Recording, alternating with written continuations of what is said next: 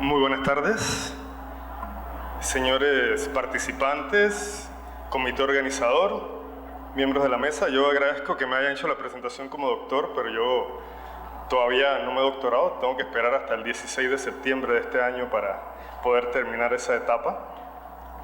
Sé que no todos ven allá, ¿no? La presentación. ¿La presentación se va a ver allá? Sí, se ve allá. ¿Se va a ver allá? Pero ahora mismo no la veo. Ya la pasó. Ah, ya la va a pasar. Quería felicitar a los organizadores de este evento porque en Panamá son muy pocas las actividades que logran llegar a la número 12, ¿no? País en donde hay poca estabilidad, empezando por los servidores públicos. Que haya una actividad que haya alcanzado el número 12, yo creo que es digno de aplauso y ojalá siga siendo una tradición que todos los años se realicen este tipo de eventos. Yo voy a hablarles durante estos 20 minutos, me voy a quitar el reloj porque ya me advirtieron que si me pasaban de 20 minutos me obligaban a sentarme, sobre la importancia de una nueva jurisdicción contenciosa administrativa. Los que están aquí, entiendo que la mayoría es porque les interesa este tema, saben que nuestra legislación contenciosa administrativa tiene más de 70 años y algunos pensarán que esa no es la razón por la cual hay que reformar una legislación, ya que tenemos un Código Civil de 1917 que casi no ha tenido reforma, sigue estando vigente y funcionando, pero con el derecho administrativo ocurre algo muy particular, es muy cambiante. Entonces, tener una legislación de hace 70 años ante un derecho que cambia vertiginosamente cada 10, 15 o 20 años no es muy racional. Yo voy a hablarles un poquito sobre el origen del derecho administrativo y su relación con el contencioso. Me voy a tomar 5 minutos para hablar de historia porque creo que es muy importante contextualizar el significado que tiene el contencioso en relación con el origen, ¿no? Con el nacimiento del derecho administrativo que tiene poco más de 200 años, ¿no? Como saben, ustedes, el contencioso nace luego de la Revolución Francesa. En 1302 se convoca por primera vez a los Estados Generales en Francia para que decidieran los aspectos más importantes que tenían que ver con si íbamos a la guerra o no vamos a la guerra, sobre si se generan nuevos impuestos o no.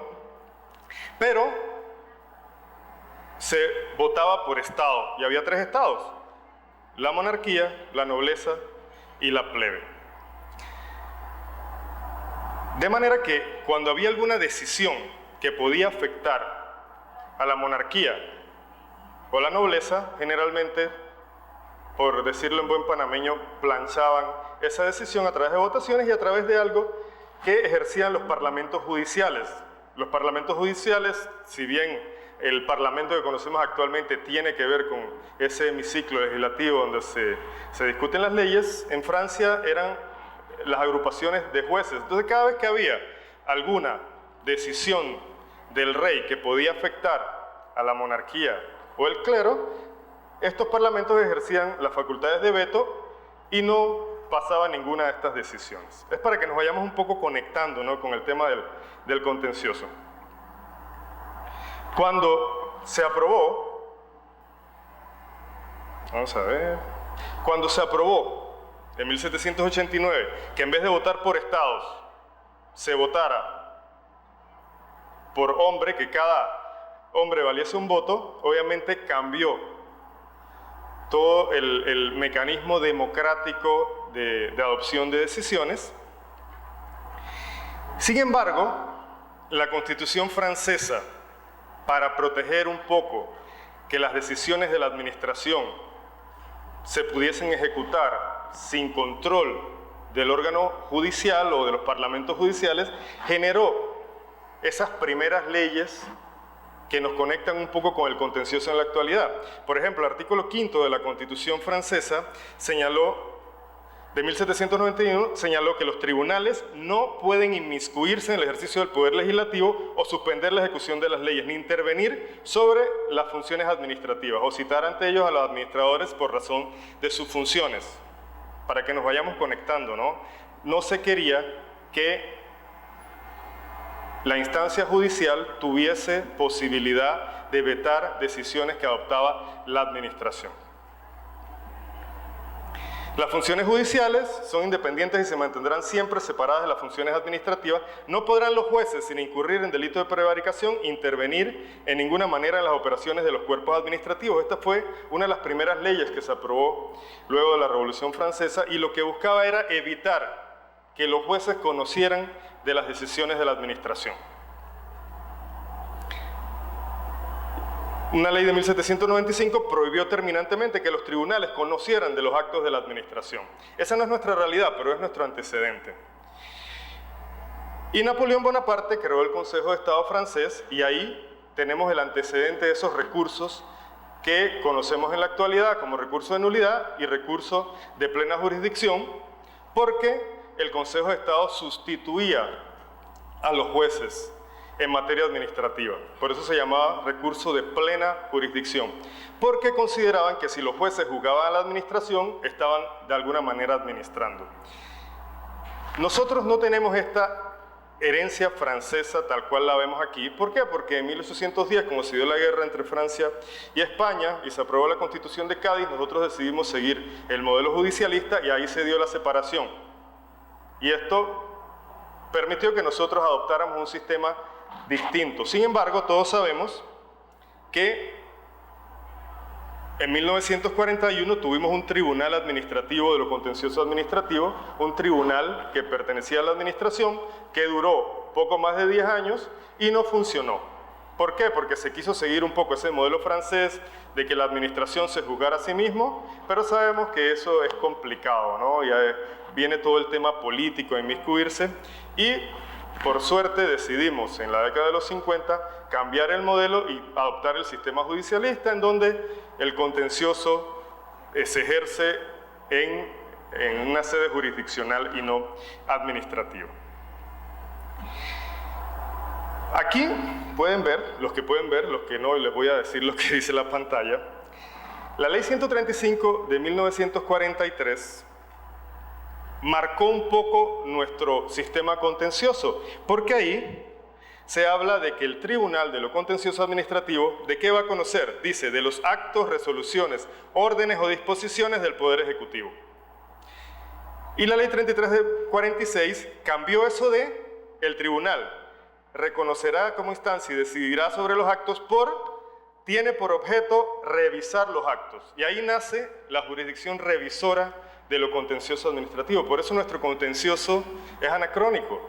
A pesar de los esfuerzos jurisprudenciales que ha hecho el contencioso en los últimos años por hacer esas adaptaciones que requieren los tiempos modernos, nuestro contencioso es fundamentalmente revisor de actos y disposiciones administrativas. El 60% de los casos son plena jurisdicción. Y una gran parte de esos casos, en una gran parte de esos casos se revisan actos administrativos. Es un contencioso que revisa actos. Muy bien. Vamos a ver si se está yendo la luz. ¿Y de dónde viene esto? Bueno, viene de la Constitución. La propia Constitución de 1941 y de 1946 establecieron que el objeto del contencioso era revisar actos administrativos. Y a pesar de que el acto legislativo de 1956 eliminó este concepto de revisar, se mantuvo en la Ley 135 de 1943, modificada por la Ley 33 de 1946. No está ya en nuestra Constitución, pero sí está en la ley. Como no ha habido modificaciones desde hace 70 años, entonces no hubo una adaptación de lo que ocurrió con la Constitución para que ese esfuerzo modernizador llegase a la legislación. Como vemos, el acto legislativo dice que junto con las demás atribuciones constitucionales y legales, la Corte Suprema tendrá como atribución el ejercicio de la jurisdicción contencioso administrativa sobre los actos, resoluciones, órdenes o disposiciones.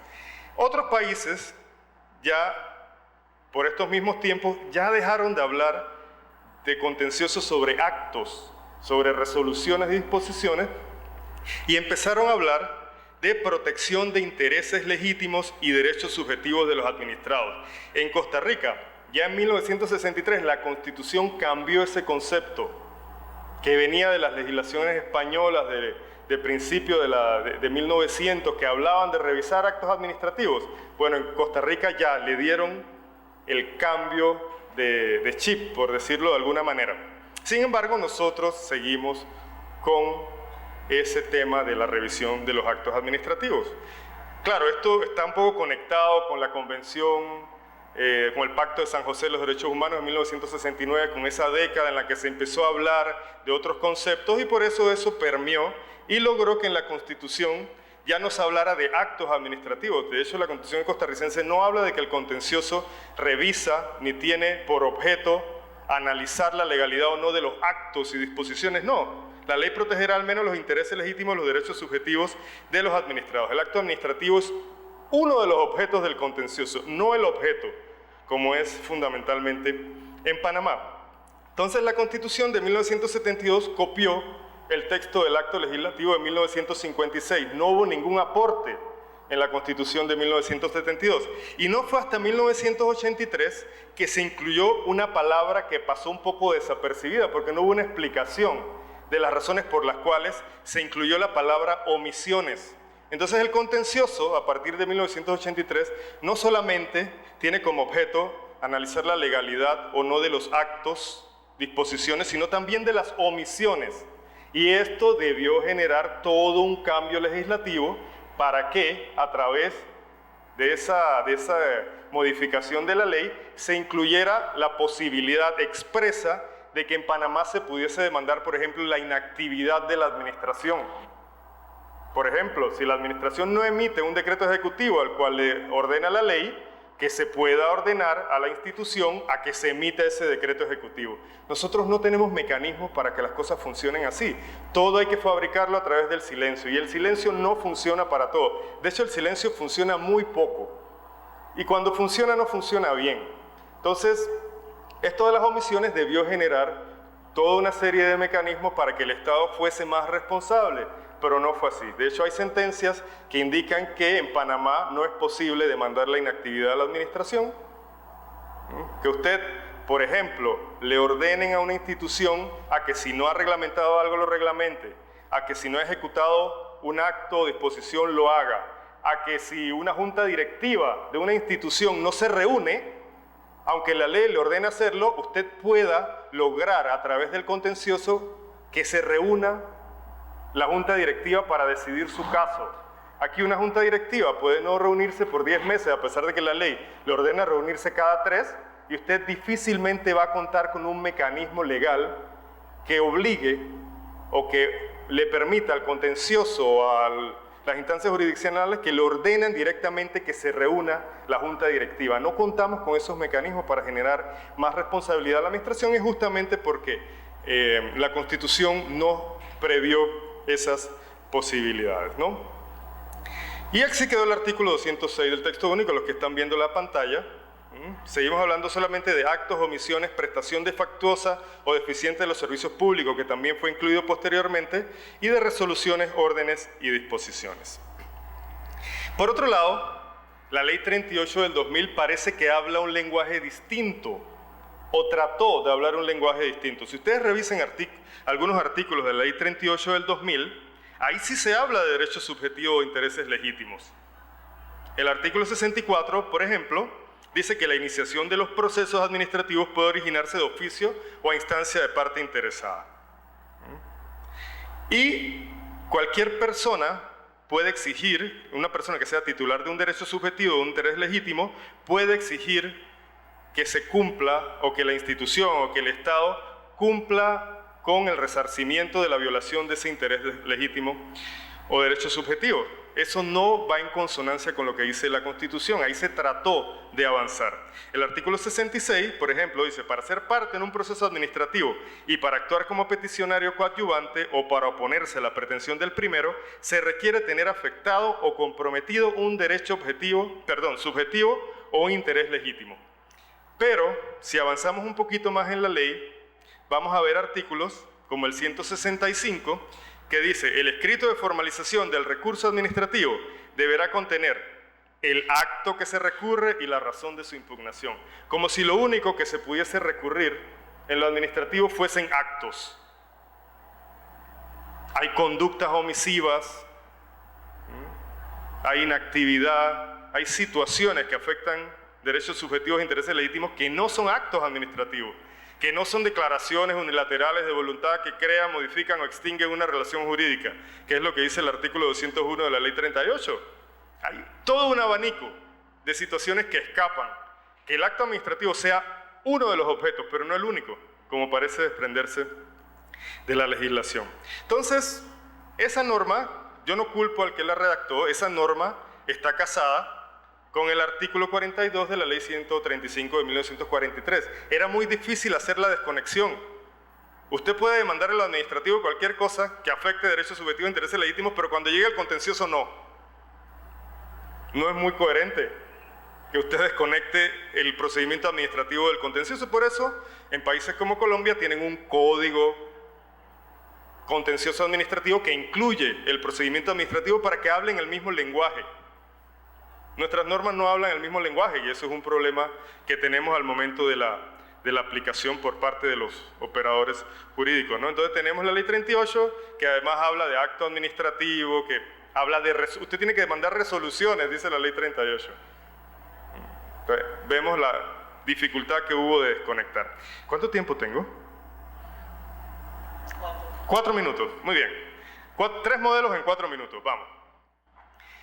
Entonces, ¿qué es fundamental al momento de decidir la reforma del contencioso? En primer lugar, que nos reunamos como panameños a discutirlo. Bien, recibamos asesoría extranjera, consultorías, escuchemos lo que hay en otros países, pero reunámonos como panameños a discutir cuál es el modelo de contencioso que más nos conviene. Colombia y Costa Rica estuvieron 5 años discutiendo el contencioso. Tenemos un contencioso de 70 años.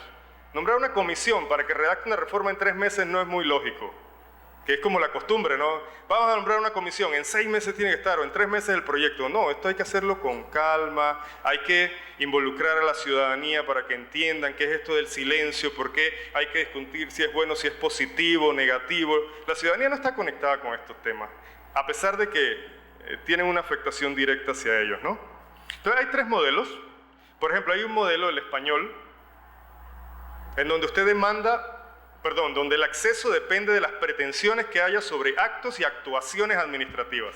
No solo sobre actos, sino sobre actuaciones, que son situaciones distintas, ¿no? Y siempre existe la posibilidad de demandar omisiones y la inactividad de la administración. Eso es un modelo como intermedio.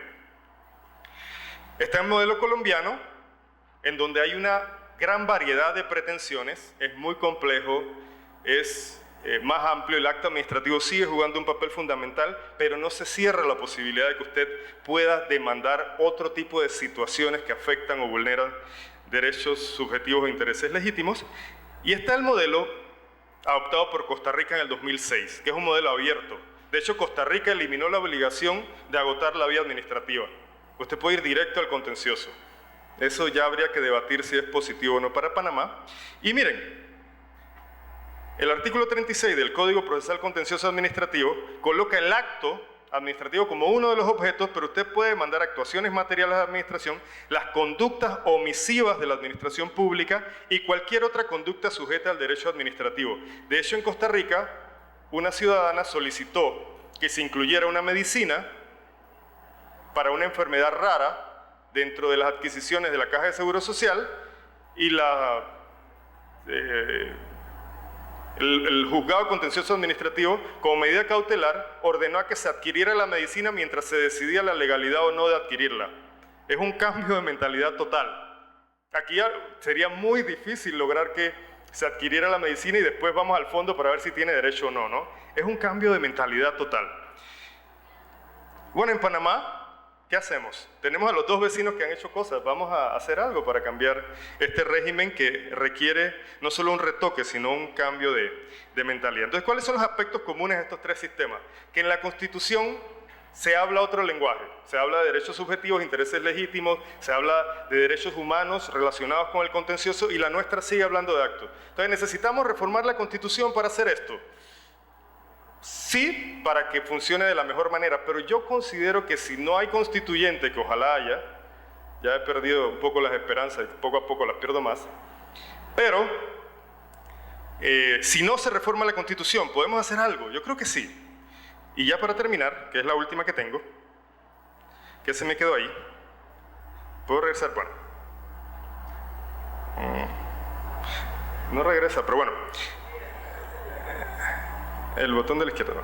Bueno, no importa, hay un escrito de el ex magistrado Adán Arnulfo Arjona, que vi que estaba sentado por aquí, que hace una propuesta de hoja de ruta sobre qué podemos hacer en materia contenciosa. Y empecemos, ¿no? Precisar la naturaleza de las acciones ejercitables ante el contencioso. Al incluirse las omisiones dentro de la Constitución, eso abre un abanico de otras opciones alejadas un poco de la necesidad de mandar siempre actos o disposiciones, ¿no? Establecer normas sobre gestión y actuación, una mayor publicidad de las acciones de nulidad, establecer procedimientos especiales, tales como los procedimientos abreviados en materias especiales, reformar el rol del procurador de la administración, que el agotamiento de la vía sea potestativo, ¿por qué no? Analizar esa posibilidad en algunos casos, amplitud de medidas cautelares y crear mecanismos más eficientes y efectivos para lograr la ejecución de sentencias condenatorias contra el Estado y, por último, la creación de instancias intermedias de carácter